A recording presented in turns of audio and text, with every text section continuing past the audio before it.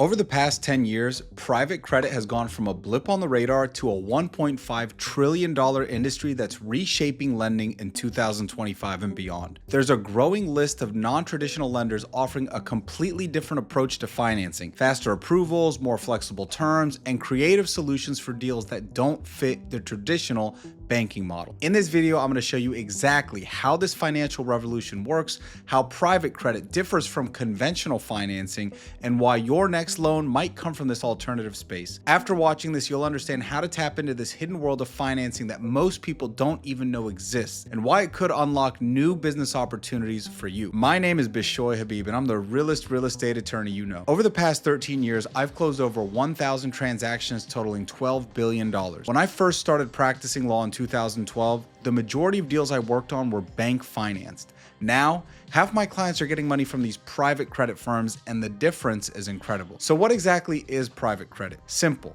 It's lending without banks. Instead of going to Chase or Wells Fargo, you're borrowing directly from investment firms and wealthy individuals who pool their money together. The best analogy I can think of is this. Banks are like flying commercial. Long lines, strict rules, lots of documentation, everything gets scrutinized, and they have to follow federal regulations to the T. Private credit firms, well, they're like flying private. Still professional and safe, but they can fast track you, security's more lax, you can take off when you're ready, and you go exactly where you want to go. Let's compare two borrowers who both need $500,000. Borrower A went to his bank. It took 2 months, required excellent credit, and they wanted to see 3 years of tax returns.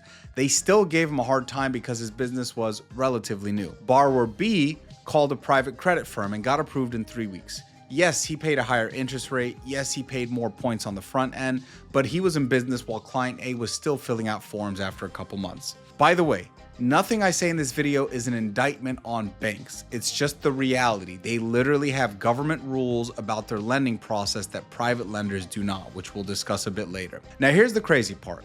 The private credit market has exploded from basically nothing to over $1.5 trillion in just over a decade. That's bigger than the entire economy of most countries, and is projected to hit $2.6 trillion by 2029, which is almost doubling. So why is this happening? From my experience, there's 3 major reasons. First of all, the banks got handcuffed after 2008, the great financial crisis. The government said never again and created tons of new rules. Things like Dodd-Frank and Basel III. These basically told banks you can't take these kind of risks anymore, and you need to keep a certain amount of cash set aside just in case. So the banks retreated to the safest, most boring loans possible. If you have great credit and want to buy a cookie cutter house, the banks love you.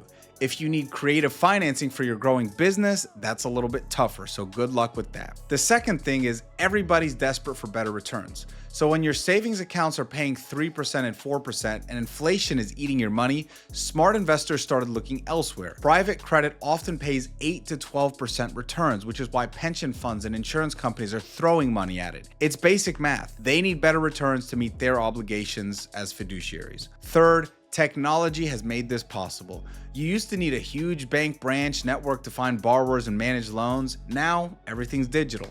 A private credit firm can operate out of a home office and compete on loans with JP Morgan Chase. Imagine trying to explain that to someone back in the early 2000s. But here's what really makes this interesting for regular people like me and you. Private credit is not just for giant corporations anymore. These firms are going after smaller businesses, real estate investors, even individuals who don't fit the bank's regulatory approved box. I know this because I represent several of these private lenders. If you need money for a house flip and the bank says no because you're self-employed, private credit. You want to expand your small business but you can't wait 6 months for bank approval? Private credit. Looking to consolidate debt but your credit score is 650 instead of 750? Private credit. The trade-offs are simple. You'll pay higher interest, think maybe 2 to 5% higher than a bank rate, but you'll get speed, flexibility, and they'll say yes to deals that banks automatically reject because of their compliance requirements.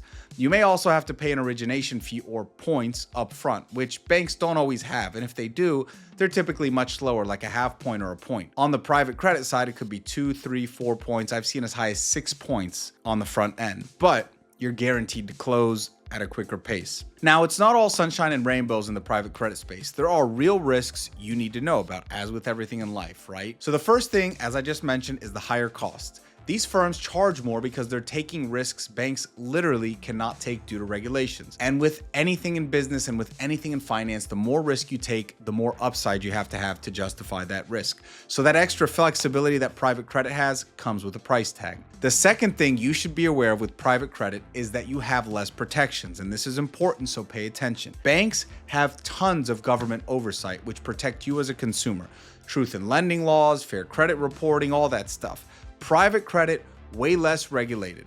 You need to read everything carefully and understand exactly what you're signing.